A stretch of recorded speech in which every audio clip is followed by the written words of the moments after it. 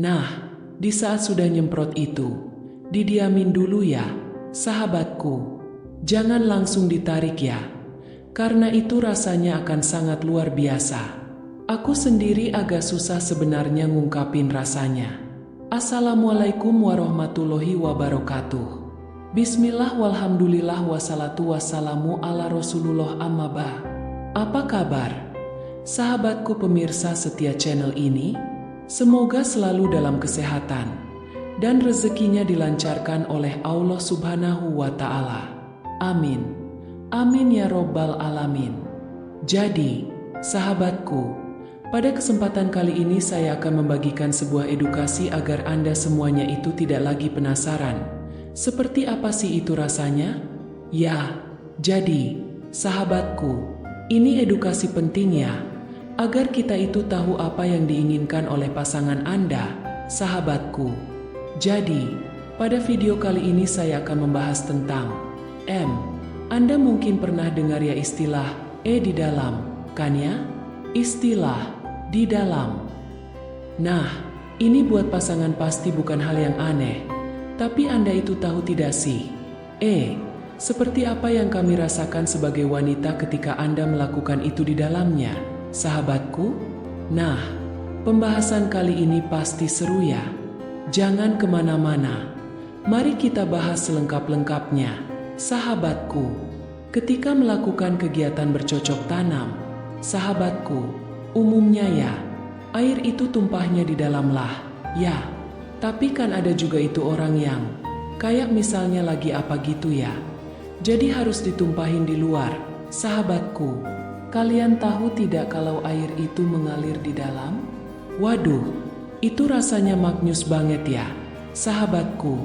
Namun sebelum dilanjut, sahabatku, bagi Anda yang masih baru bergabung dengan channel ini, silakan tekan tombol subscribe dan like-nya, share-nya juga ya, sahabatku. Dan bagi Anda yang sudah setia selalu menemani channel ini, jangan lupa ditekan tombol like-nya ya, sahabatku. Oke, sahabatku, kita lanjut ke pembahasannya. Jadi, ketika hal itu terjadi di dalam, itu rasanya sangat luar biasa, sahabatku. Percikannya itu ada gimana-gimana gitu ya. Rasanya kayak percikan air gitu saja sih. Tapi cuma agak lebih ada rasa hangat-hangatnya gitulah ya. Nanti pas merasakan itu, sahabatku, seluruh tubuh kami ya, itu seakan-akan melayang, sahabatku.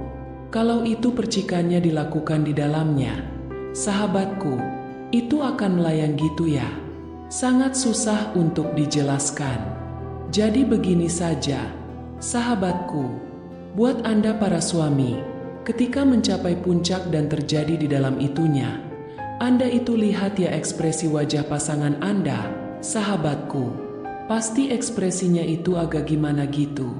Iya kan? Saya jamin, sahabatku, detik-detik ketika nyemburnya itu pasti deh ditungguin banget sama setiap wanita. Ya, soalnya gimana ya?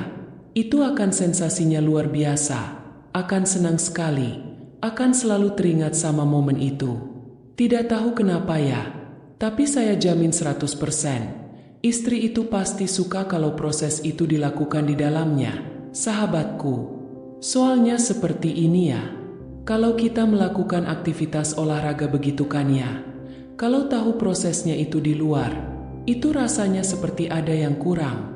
Seperti itu, sahabatku, kayak ada yang kurang seperti itu. Kayak ada yang belum selesai seperti itu ya. Bayangin saja, sahabatku, kayak kita tuh menantikan momen-momen itu pas sudah dekat sampai puncak. Tahu-tahu dibuang gitu saja di luar. Nah, itu apaan? Seperti itu ya. Itu sangat nanggung banget jadinya. Ya, tapi ya kalau terjadi di dalam itu, jujur saja, rasanya lebih luar biasa. Dan endingnya itu lebih lengkap. Jadi, prosesnya itu sangat-sangat terasa, walaupun hanya beberapa percikan air gitu saja, sahabatku. Nah, di sini, bagaimana hukumnya ketika melakukannya itu di luar, sahabatku? Nah, Ini aktivitas seperti ini di dalam Islam itu dikenal dengan istilah azaliyah. Azal itu mencabut kemudian dikeluarkan di luar. Seperti itu sahabatku. Nah, perihal azil ini, para ulama itu berbeda pandangan.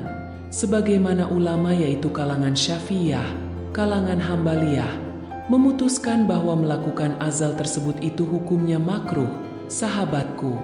Tetapi bila ada pertimbangan khusus yang sekiranya itu dapat melahirkan problem, karena ya problem terlalu banyaklah, itu Imam Ghazali menyarankan agar hal itu sebaiknya direncanakan, sahabatku.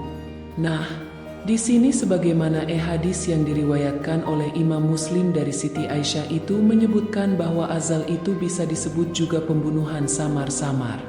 Nah, larangan dalam riwayat ini dipahami sebagai makruh tanzih, yaitu sebaiknya tidak dilakukan. Nah, ketika Anda melakukan itu, melakukan azaliyah, disemprotkan di luar, itu diibaratkan membunuh secara samar ya, sahabatku. Seweldi itu. Nah, jadi selain bagi kita itu para wanita itu kurang menyenangkan. Nah ternyata dalam hukum fikihnya itu hukumnya makruh tanzih ya. Sangat dimakruhkan seperti itu.